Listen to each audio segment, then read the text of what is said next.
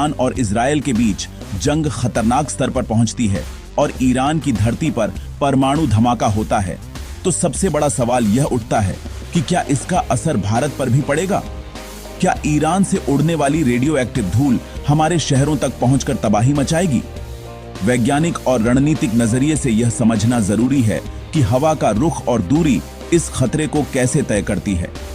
Iran के मुख्य परमाणु ठिकानों से भारत की पश्चिमी सीमा की दूरी लगभग 2000 से 2500 किलोमीटर के बीच है।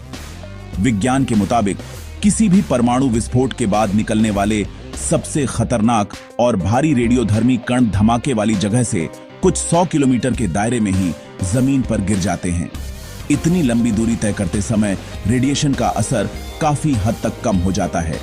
इसलिए तकनीकी रूप से भारत में तत्काल एक्यूट रेडिएशन सिकनेस यानी विकिरण से होने वाली गंभीर बीमारी का सीधा खतरा कम नजर आता है।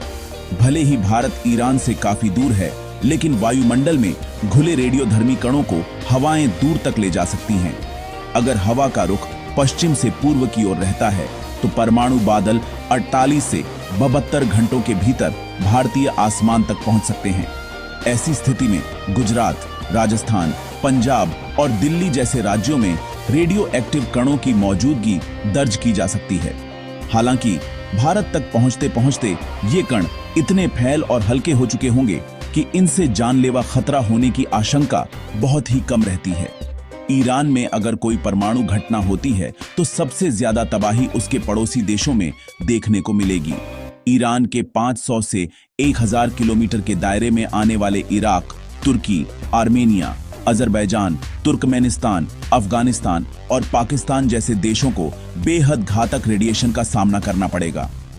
इन देशों में रेडियोधर्मी धूल सीधे तौर पर लोगों की सेहत और पर्यावरण को बर्बाद कर सकती है। हवा के बहाव के आधार पर इन देशों की सुरक्षा पूरी तरह दांव पर लगी होगी।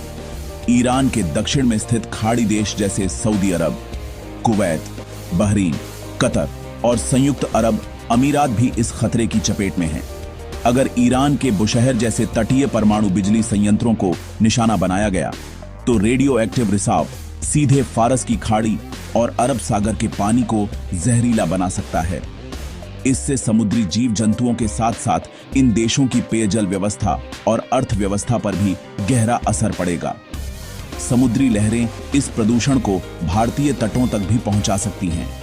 विशेषज्ञों का मानना है कि परमाणु बम फटने की तुलना में चालू परमाणु रिएक्टर या कचरा भंडारण केंद्रों वेस्ट स्टोरेज पर हमला करना कहीं ज्यादा खतरनाक होता है।